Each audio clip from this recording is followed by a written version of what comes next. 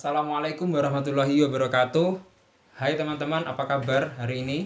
Jumpa lagi dengan kami Ahmad Mustangin di channel YouTube Hari pertama puasa. Saya doakan semoga puasa kalian lancar dan mendapatkan berkah di bulan Ramadan ini.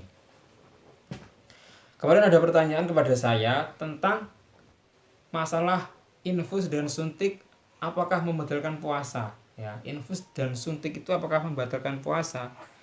Tapi sebelum saya bahas, ingat, ketika menonton channel ini jangan di skip-skip ya, agar pembahasannya dapat tuntas dan detail. Dan jangan lupa klik tombol subscribe untuk membangun channel saya agar menjadi channel yang lebih bermanfaat. Langsung saja ke pembahasannya.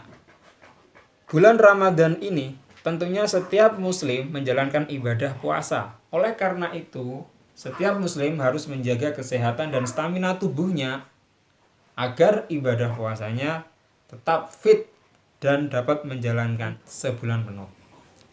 Tentunya itu menjadi harapan setiap muslim agar mereka dan kita sebagai orang muslim mendapatkan fadilah dan keberkahan di bulan Ramadan. Tetapi fenomena yang ada kadang-kadang tak sesuai dengan harapan. Puasa Ramadan belum selesai, sudah tidak fit lagi dan akhirnya drop.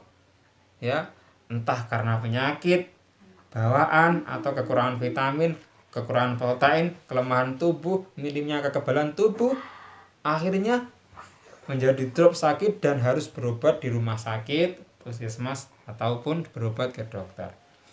Saat mengikuti pelayanan kesehatan dan pengobatan karena penyakitnya mungkin perlu perawatan, ditawarin minum obat atau suntik atau rawat inap. Pertanyaannya, jika dalam keadaan puasa Ramadan menerima suntik atau infus, itu bagaimana puasanya? Jawabannya diperinci sebagai berikut. Saya ambil dalilnya dari kitab Takriratus Syadidah halaman 452, cetakan Darul Ulum Islamiyah tahun 2004. Hukmul Ibroh. Ibroh itu adalah suntik.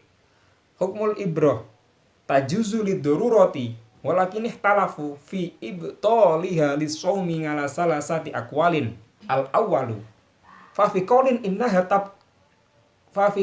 innaha tubtilu mutlaqan li annaha wasalat ilal jawf asani wa fi qaulin la tubtilu mutlaqan li annaha wasalat ilal jawfi min ghairi manfadin maftuhin wasalisu wa qaulin fihi tafsilun wa huwa al-asahhu idza kana maghdiyatan fatubtilu as-sauma wa idza kana ghairu maghdiyatan fananduru idza kana fil muruki al-mujawwifati wa hiya al-awridatu fatabtulu idza kana fil adoli wa hiya al-uruku ghairu al-mujawwafati fala tubtilu. Idza kana fil urukil mujawwafati wa hiya al awridatu fatabtulu idza kana fil adoli wa hiya al uruku ghairul mujawwafati fala tubtilu.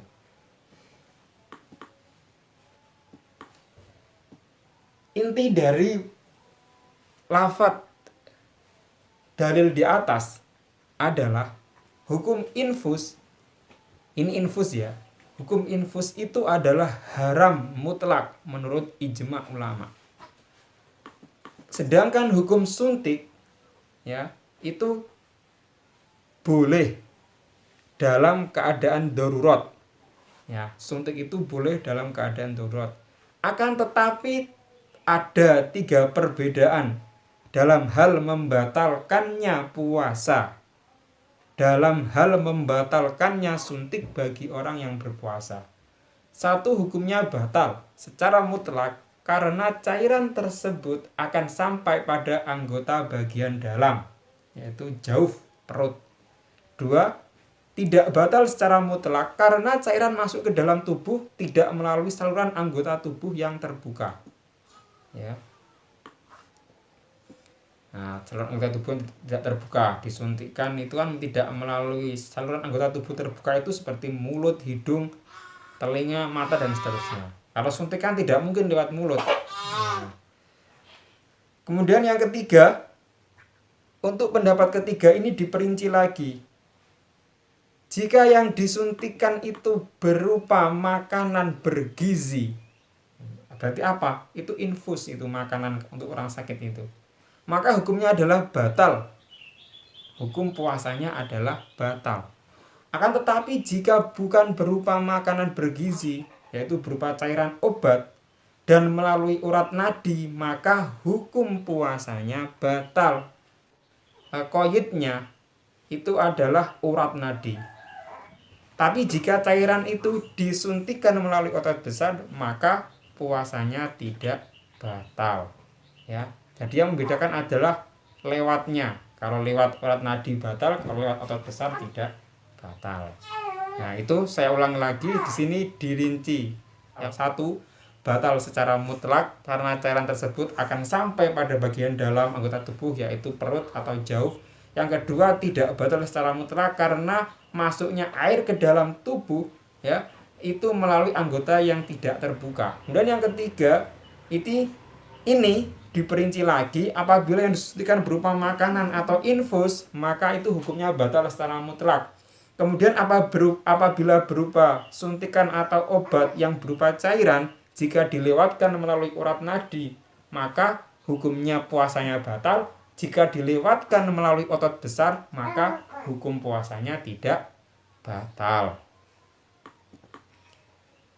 Dari sini maka dapat disimpulkan bahwa hukum suntik saat puasa itu belum tentu membatalkan, akan tetapi melihat cara dokter menyuntikkannya.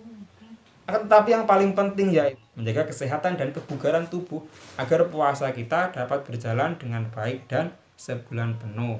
Kalau merasa nanti puasanya batal dengan disuntik atau diinfus, ya saya anjurkan minum obat saja ketika sakit. Bisa diminum saat berbuka puasa dan saat sahur. Demikian dari kami, kurang lebihnya mohon maaf. Saya akhiri. Assalamualaikum warahmatullahi wabarakatuh.